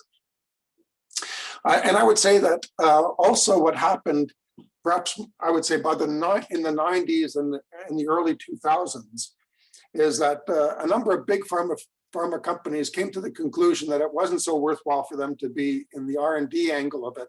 So they thought, why don't we let these small biotech startups, why don't we let them take all the risk of coming up with these drugs, going through their phase 1 and their phase 2 trials, and we'll just be the big marketing and the manufacturing side of it, and we'll just pick off the promising ones from the phase 2 trials, license it for exclusively license it from these small biotechs, and we'll make all the money on, right? So this will be a low risk way of making more money. And I think that strategy has proved to be not so effective. And I think now in the 2010s, a lot of pharmaceutical companies have coming back, and that's why you're seeing what you're seeing on Chirantan's graph with the increased expenditures in R&D. A lot of these big pharma companies found that that wasn't such a great strategy after all, and have rethought that. And I think There's a couple of reasons for that. One is, well, in terms of the licensing fees, if a small biotech company has a very promising drug, highly successful trials in phase 2, they're not going to sell it cheaply, right? So all of a sudden, they're going to have to pay a lot of money for that highly successful, promising drug that's going to have a big market. And so that's one aspect. It turns out to be more expensive than doing the R&D. Secondly, if you don't have a good staff of research scientists who are actively involved in that area, how do you evaluate how good are these the products from these small biotech firms? And so you still have to have a staff around, some people around who are capable of evaluating how good are these products. So for a number of reasons, including those, a number of these pharma companies have upped their ante and game in terms of that. But I think we're also seeing that a small portion of that increased R&D budget is going more towards basic science, funding things in universities. And you know, it's good for them to know that that helps them a little bit in the later stages of doing the applied research. So a couple of things have been changing. I think it already briefly mentioned by Chirantan is this drug development process whereby, you know, scientists based on some folklore story, great-grandmother once wrapped a banana leaf around her head and cured her headache. And so these scientists go trooping into the tropical rainforest, searching out exotic plants and trying to tease out what is the active ingredient and then trying it out on some mice. You know, this is sort of the trial and error approach to drug development. And it's very hit or miss, obviously. But now I think we've had some dramatic changes in terms of the theory. You know, in terms of our understanding of genomics, that's been a big boost. Cell biology, molecular biology, in all these different areas, including analytics and artificial intelligence, some developments there have helped to put drug development more on a scientific basis. And so if you can understand something a little bit more deeply in terms of the basic science, this is going to help you narrow down the options in the applied research to make that a lot more effective and increases the probabilities of success of development. And we're seeing some very interesting, and so we're seeing a re-engagement of big pharma with research in particular, I would say, and we're seeing interesting things coming about. For example, there's a company. So this is more for the future. Company, and I'm sure there's several companies, AI companies, involved in coming up with a computer model of the human body. It's a fantastic. It's a fantastic problem, but the results are they're able to sell to drug companies the capability of, if you're thinking about putting this sort of dosage of this sort of chemical into the human body, how is this human body going to react? How does liver function affected? How is kidney function affected? How is blood flow affected and platelets? So all of these things can be studied in advance as a result of this. Not very accurately, unfortunately, at this point in time, but as these models get more and more refined, we could test out things on a computer simulation model rather than going and killing off thousands of mice and possibly people later. So that can make drug development a lot more effective. We've got this company, CTIER, a company that's come out of the University of British Columbia, and they have basically taken from people who've survived the disease, take blood samples from them, put it in a credit card size thing, which splits up that blood sample into hundreds of little micro samples, run tests on each one of those, run the results of those tests through an artificial intelligence program, and it comes back spits out what are potential high potential drug treatments for a certain disease. So some fantastic new results. But the big thing I think here is faster translation of basic science to treatments. And you know, great example of this is the development of the COVID vaccine. I mean, the development of a COVID vaccine in the course of a year has been a fantastic achievement. Actually, even some people say 8 months from the time the genome was disclosed in, you know, in I believe it was January. Now, mind you, that's perhaps being a little bit generous. There was quite a bit of work being done on MERS and SARS viruses, related viruses, for a few years before that. But even still, if you look at things like the development of the Ebola vaccine, that took decades. The development of typhoid fever vaccine took you know, close to almost a century. So in retrospect, or in relation to all those other achievements, this has been a lightning speed process. Now, part of that, I think, is because the science was so much better and allowed them to focus on certain high probability success stories. So understanding messenger RNA, you know, also, you know, sort of sadly, the fast proliferation of the infection also helped in collecting enough data at the clinical trials stage. So that was one silver lining to that. But also the overlapping phases of the project. You know, this is something from very basic, you know, project management that we teach. You know, if you want to speed up the process, you know, you don't have these things going in lockstep. When one is finished, phase is finished, you go on to the other. You try and have parallel, and they indeed did. In terms of the drug development, they had rolling data disclosure to the authorities. So that helped speed the approval process, and Operation Warp Speed. You know, I'm not a fan of Donald Trump, but on this one aspect, they did get things right. Somehow his advisors knew that this was the right thing to do, and somehow they convinced this clown to that the right thing to do was also politically a good thing for him to do. But what they did was, you know, they got them to do parallel development of manufacturing. So this may relate to what's being covered tomorrow in manufacturing. And you know, drug companies, they don't want to take the risk of investing billions of dollars on building plants until they know that the drug is approved. In Operation Warp Speed, the government said, maybe a couple minutes more, please. Sorry? Couple minutes more, please. Yeah. And we can open it up to questions. So maybe. Oh, I see. I'm sorry. So, okay. So basically, Operation Warp Speed helped to speed up the process, I think, dramatically. So what are the lessons for the rest of the world and for India? I think private industry needs to be more involved investing in basic research, you know, and I've got the list of all these topics there. And in particular, I didn't get a chance to get into analytics, but analytics, including artificial intelligence and machine learning. I think this has been a big development. There will be, I think, a move to personalized medicine.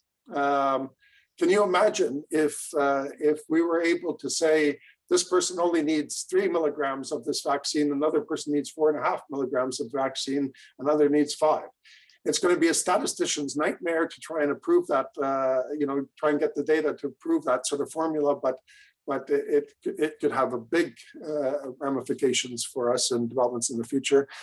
And fortunately, I think India is blessed with a number of the pieces in place. It has world-class universities and institutes, the Indian Statistical Institute, the IIMs, the IITs.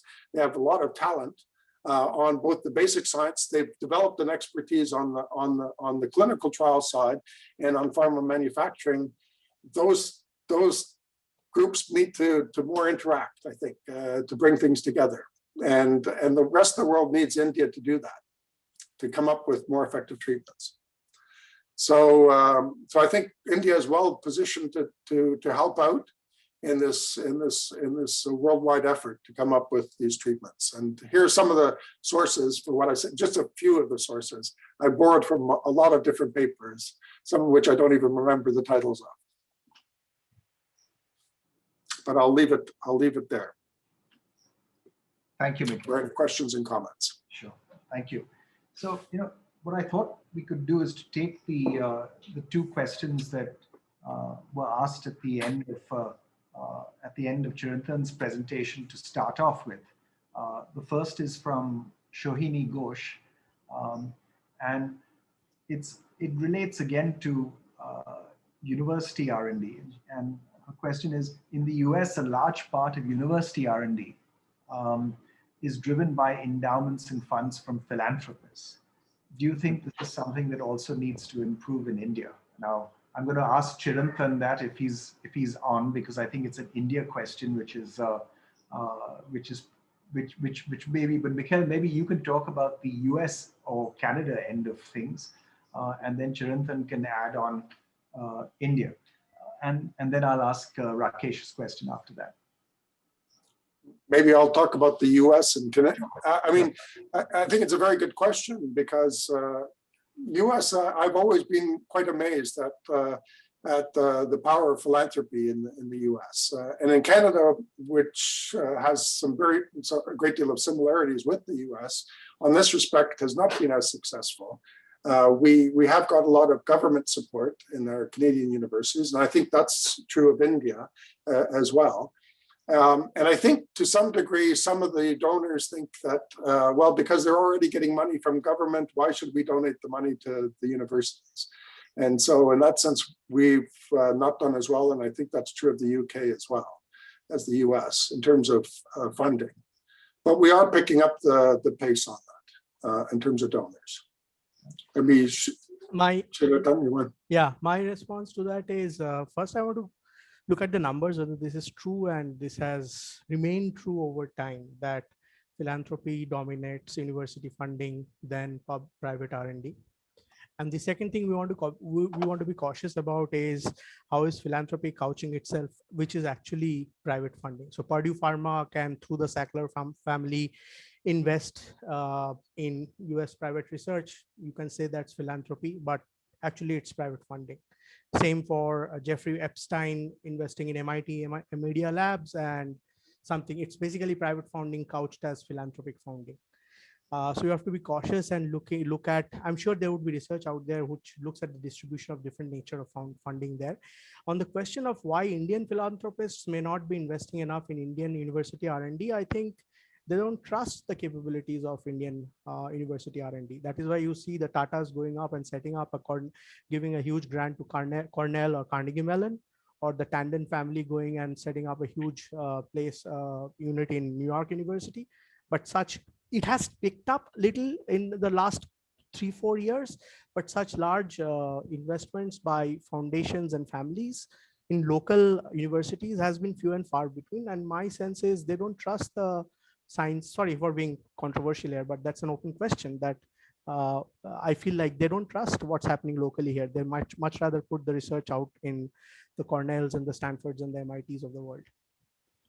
If I may actually add two comments to that. One, that in the US, and I think in much of the West, the great bulk of university research is funded by the government. In the US, for example, the federal government funds over 80% of all research done within the university system. This is true even of private universities like Stanford, which get over 80% of their research funding from the federal government. And the second point is that I think you're right, Chirantan, it's starting to change in India just now. For example, Chris Gopalakrishnan has recently funded some brain research at the Indian Institute of Science in Bangalore. And I think he's funding it at 100 or 150 crores or something. And it's a significant gift focused on brain research. So I think we're starting to see those kinds of schemes. And in a sense, the argument I'd make is that what's been missing too is a degree of entrepreneurship on the part of the Indian university system to actually put together research proposals that they take to interested philanthropists and get funded. I think the US system is the most practiced at it. I mean, if you have a second, Naushad, I want to add to it. Yeah. So I am chairperson of the Center for Healthcare at IIM Ahmedabad. And I have been asked by folks with CSR funding to fund research in healthcare of a pretty decent amount. Yeah. But I felt like the university is not prepared enough to absorb the funding and justify the funding going forward because of all kinds of issues as to how it will be laid out, who will the money go to, how will you evaluate the impact of research. And this seems to be the case in most Indian universities, not just in IIM Ahmedabad. Yeah. So that's a challenge, I think. Yeah, I think it's something that we're figuring out how to do. So, yeah. If I can add also, I've studied this issue about private firm investment into basic research, and one of the things that we discovered in one paper is this ability to sort of do finance, so they would have an incentive to do research themselves, basic research themselves, while at the same time funding at the university some basic research. And the idea basically there is that if it's of great importance to the company, they would have two kicks at the can, essentially. So this offers them an independent, basically, trial at coming up with a success. Yeah. And so it can be of interest to private companies to invest in university research. So there's a question from Rakesh Basan, and it's a question on pharma licensing, and why is the licensing of vaccines being opposed? And he says, well, is it that the patent waiver at this time will require companies to transfer technology of capabilities around mRNA technology to the global south, and right now that capability doesn't exist or is very limited in the global south. So is that the fear? I have a similar suspicion. Yeah. So maybe you can both go. Yeah. Mihkel? No, I have a similar suspicion that yeah, it's there would be some knowledge spillovers that they are anticipating in the focal COVID vaccine markets that can mute their competitive advantage. And also it can, as I said, I mean, it's a signaling towards how it will be done for other therapeutic markets as well. So they are worried potentially about that, which is preventing them from adopting patent waivers. But I have to study more on this. I haven't followed up on this. Mihkel? Well, Chirantan, if they're worried, then that's precisely this point that India has the elements in place to be able to successfully come up with some treatments. Exactly. So I suspect the other aspect of it is that Pfizer, when they were saying that they weren't going to make any profit on this, they were probably a little bit disingenuous about that. Absolutely. And that probably maybe in the first round, they won't make money on the vaccine, but they're anticipating probably that there will be annual vaccines or something like that on which they could probably make quite a pretty penny on. And pediatric vaccines where the demand is more inelastic and you can exercise more market power. Mm-hmm. Mm-hmm. So it could end up being a very lucrative business, I think, and that's what they would be worried about, I guess, ultimately. I think global pharma companies are not noted for their lack of profitability, actually. So if you look at returns on sales, they tend to be pretty high. So there's a question from Pankaj. How do you think emerging markets should break through? Pankaj, are you able to? Yeah, I'm there. Yeah. Very good, very good. Then you should ask your own question. No, so I mean, before I ask my question, I mean, my comment to your Rakesh's question and Chirantan, your response. If there's so much of weakness in Indian science and technological capabilities, Pfizer should least worry. I think there's a contradiction there. And I think Indian life science capabilities should not be undermined because, I think things are changing very rapidly, both in terms of investments by government, especially DBT in places like INSTEM, NCBS, CCMB, and some other organizations like Bugworks, etc. but also private philanthropy like Tata's that set up this Tata Center for Genomics and Society within the same campus of NCBS. And I think the vision is absolutely tremendous. So I have a feeling that there's something happening which we are not able to put our finger on now because it's perhaps too early. And my question to Mihkel is just to, I mean, the question that I asked was that we have the capability to quickly ramp up, but at this point in time, any kind of waiver would require them to transfer certain parts of the technology, which will take more time to learn. I'm not saying that we don't have the capability. No, I agree. That's what their fear is. No, I agree because, you know, it has to come with designs of the manufacturing process. Otherwise, it will be very challenging in the short run. So I'm going to make 3 comments at the end, and my third comment is on compulsory licensing. Okay. But my question to Mihkel was, you know, I like and a little bit intrigued by the way you ended your talk about combining different kinds of capabilities to come up with an interesting positioning of a life sciences. You gave examples of the modeling of the body and so on and so forth. So I was thinking, how do you think emerging markets should break through this enormous resource stranglehold that limited number of large pharma companies have in a few countries? And is there any innovative model lurking somewhere for a country like India? Is it in the integration of tech and life science, as you're mentioning, or are there some directions that India can break through with through a new model of pharma research and implementation? I think one way in which they can break through is through an emphasis on the basic science. I mean, if we look at artificial intelligence, for example, one of the big breakthroughs happened in the University of Toronto.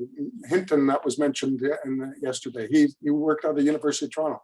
He did not consume a lot of resources to do that. That's the cheap part of the whole cycle. And so you're using more brain power, pencils and pads of paper on that stage, and that's where they can certainly break through. And you have the brain power there. So then the pharma companies will come to you, basically, and so you have an advantage there, and I think that's a place to break through.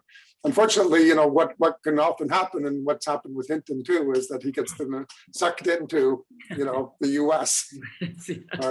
or a U.S. company. And all too often, that's what happens. They recognize the talent early and suck it in. Sure. Thanks.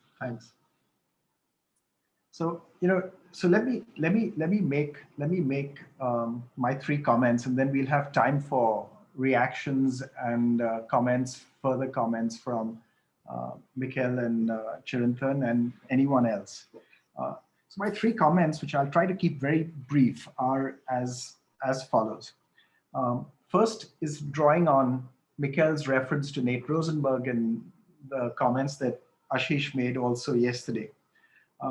Nate Rosenberg always argued that science had a very limited role to play in the innovation process, and that technology very often in the world came first, and the science often followed the technology. And the examples that Mihkel presented, for example, are from Nate, examples of that. Kano was interested in a very he was trying to answer a very simple question, which is that why are high pressure steam engines more efficient than atmospheric steam engines? And he came up with the science of thermodynamics. In the same way, Pasteur was interested in this practical question of how do you actually control fermentation in wine to get better quality of wine, and he came up with the science that became pasteurization. So it's a bacteriology and then fermentation. So the science sometimes would follow the technology, and that his argument, Nate Rosenberg's argument was, he said, well, if the world was limited to only those technologies that are understood in a scientific sense, it would have passed from, he says, human beings would have passed from the scene a long time back. And it's precisely because we have a lot of very useful things that we use, which we do not understand in scientific terms, that actually makes human life so rich. Having said that, one of the areas where science is quite closely connected to technology is pharmaceuticals, and increasingly so now, especially in biotechnology, right? So if you look at vaccines, and you look at the three kinds of vaccines that we have for COVID, right? If you take the Covaxin, if you take the Bharat Biotech vaccine, it's based, as you know, on an inactivated coronavirus. It's the traditional way of making a vaccine. And one could argue that the work involved there in R&D was largely development. It was figuring out how to do what had been done before, but with a new virus. If you take the AstraZeneca vaccine, which was based, the Jenner Institute one, which is based on a modified chimpanzee adenovirus, there was more science and scientific understanding involved. But again, much of the work that was required was development, but there was more science involved. And if you then take the BioNTech, we shouldn't call it the Pfizer vaccine, the BioNTech vaccine, which is the mRNA vaccine, it was based on much more of science. It was based on the work that these Turkish immigrants to Germany did at the University of Zurich many 20 years earlier, started a company, tried to use some of this, struggled with that company, sold that company, started another company, and then when the coronavirus came along, they said, here we have an opportunity to use our understanding to develop a vaccine. But it was, much more science-based, if you like, in terms of the technology. So the role of science in development and technology varies. And most of what we do when we try and do R&D is actually technology, and involves science to the extent that we need to understand scientific principles, but old science is probably more useful than new and current science. Second point, if you take public research in India, and this relates to the questions that were asked earlier on, the university connection between universities and industry in role in research. I mean, this is an old hobby horse of mine, which anyone who knows me knows I like to mount all the time, which is that the fundamental error that we've made in our country is to locate most public research in autonomous R&D labs instead of in the university system. So 85% of all of our publicly funded R&D is done in autonomous R&D labs. The CSIR system, the DRDO system, all the various public laboratory systems. Yeah? We do a relatively small amount of our public research in the university system.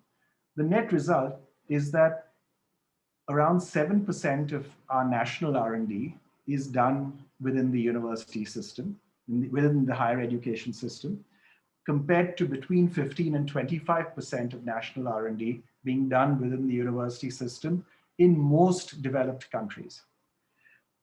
The net result of that is that India invests 0.05% of GDP on research done within the university system, compared to 0.4% of GDP that's done of research done within the university system in the rest of the world, in the world at large, right? So we need to scale our investments in research done within the university system by a factor of 8 for us to match the world level of investment in the university research. Now, the second piece is we tend to completely de-emphasize within the public research system funding for medical research and healthcare research. Under 5% of all of our publicly funded research is medical research. It's way down the list. If you look at, I think it's number 6 or number 7 in terms of the order. Defense research is top. Then I think you have space research. Then you have atomic energy. Then you have CSIR. You know, you keep coming down the list, and you finally get to medical research and healthcare research. You compare this with the US or the UK or almost any European country or Japan or South Korea, and increasingly even China, and you'll find that medical research and healthcare research is much more prominent in overall government funding. Indeed, in the US, in Japan, in Europe, healthcare research is higher than defense research. It's the single largest area of research funding by governments worldwide. And for us, it's number 6 or 7. And we're missing an opportunity because our pharmaceutical industry in India is the one industry which is R&D intensive. It's the one industry that is actually investing substantially in R&D. And so you have the one industry that can use the products of public research, not having public research adequately funded. It's a huge opportunity that we have in the country if we choose to take it, and it would go a long way, it seems to me, to address this question of the university, of the role of research, and of actually providing then the kind of feed to the R&D that's done within companies. Last point on the discussion that was being had on compulsory licensing. Now, you know, compulsory licensing is a very big issue in IPR discussions. As was pointed out by Chirantan, compulsory licensing is entirely legal. WTO rules specifically allow compulsory licensing in the case of a public health emergency. I mean, you cannot find a bigger public health emergency than COVID in any part of the world, including in our own, right? So it's entirely legal. Compulsory licensing is entirely legal and entirely compliant with WTO laws and our own laws. And by the way, the laws of the US and the laws of most countries and all countries in Europe and so on. There are very few countries in the world that have chosen not to include provisions for compulsory licensing within their own IPR regulations, very few. But what's even more effective, by the way, for India, India has used compulsory licensing only once. We used it around 10 years ago when with Bayer, we compulsorily licensed a drug called Nexavar, and it's arguable that that was not a public health emergency. And so we were not actually justified in that compulsory licensing use. But look at the US. The US is much cleverer in its use of compulsory licensing in that it doesn't use it. It just threatens to use it. So in 2001, against the same company, Bayer, it threatened Bayer with saying, we will compulsorily license ciprofloxacin to a whole set of American companies unless you give them permission to make it.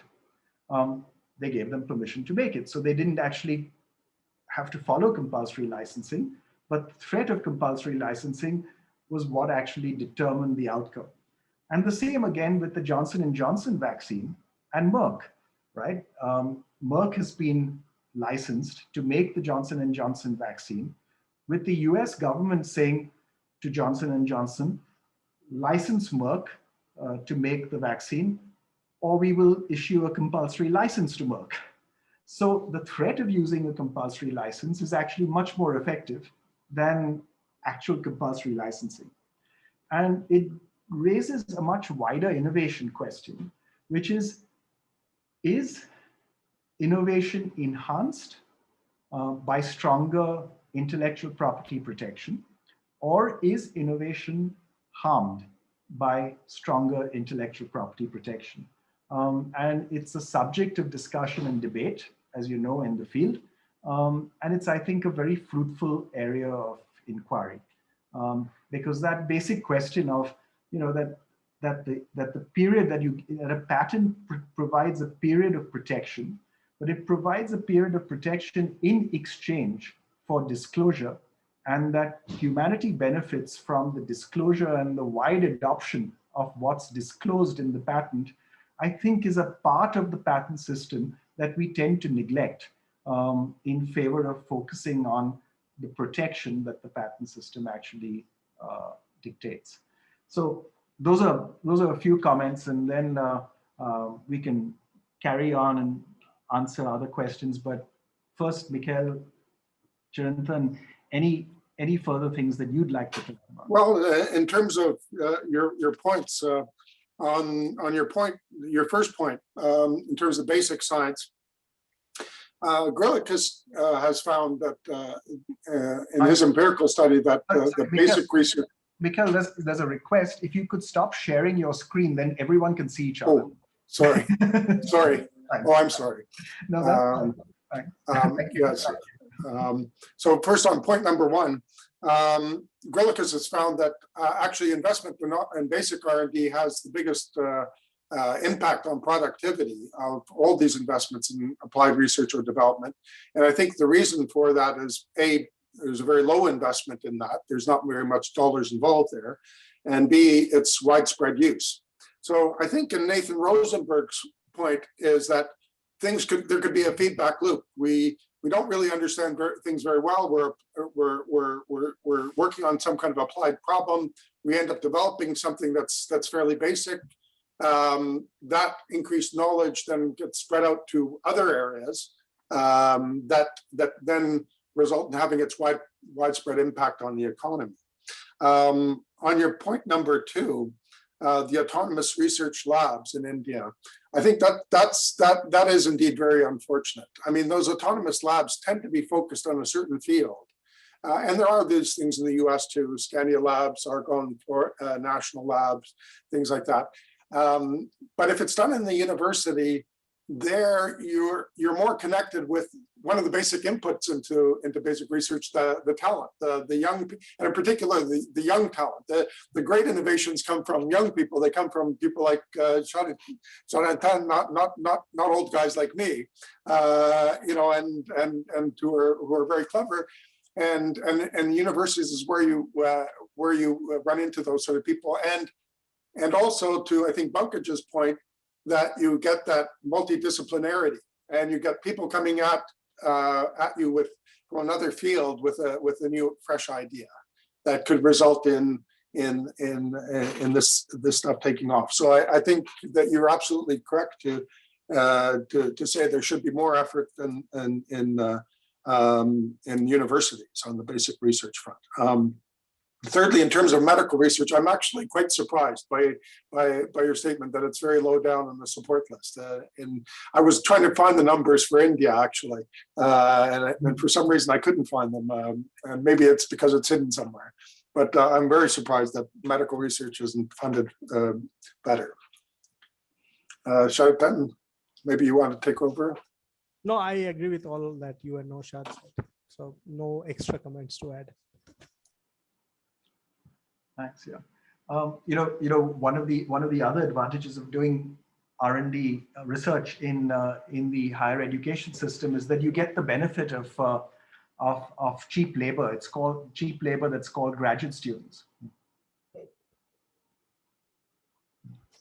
One thing that I was thought experimenting with Naushad's comments on the path dependence of the fact that R&D got concentrated in autonomous labs and not in universities, is that perhaps we need to change the view of research. I mean, post World War II, there is this linear model of research from universities to industry from Vannevar Bush.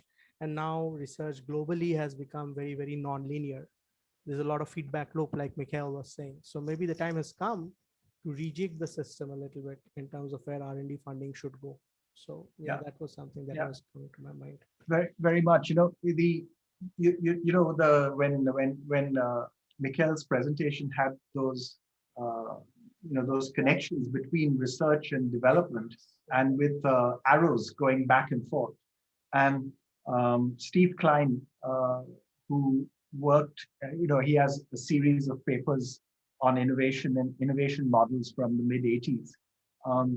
And he has this thing on the chain link model of innovation. And he argues that it starts with the market, ends with the market, has design in the middle. Knowledge sits on top of it, right? Exactly. And then research sits on top of knowledge. And his view, and it's exactly, it matches the description that I would have of how if we mount an R&D project, what do the R&D engineers do? They first try to do it themselves based on the knowledge they have in their heads. If they can't, then they ask someone at the next desk if they can do it and if they can solve their problem. If she can't help them either, then they look around the company and ask someone else. And if no one can answer how to do it, then they start phoning friends in other companies, or they phone a professor that they had, or they look up their textbook. So you start drawing on other sources of knowledge. And if all else fails, then you do research. So instead of research being the first thing that you do when you do R&D, it's the last thing that you do when you're actually doing R&D. Any other comments, questions from anyone? If not, then all that remains for me to do is to thank Chirantan and Mihkel very much. Thank you for your presentations. Thank you for the really good discussion that they both prompted. Thank you all for attending today and for your very useful comments and questions. And look forward to seeing you all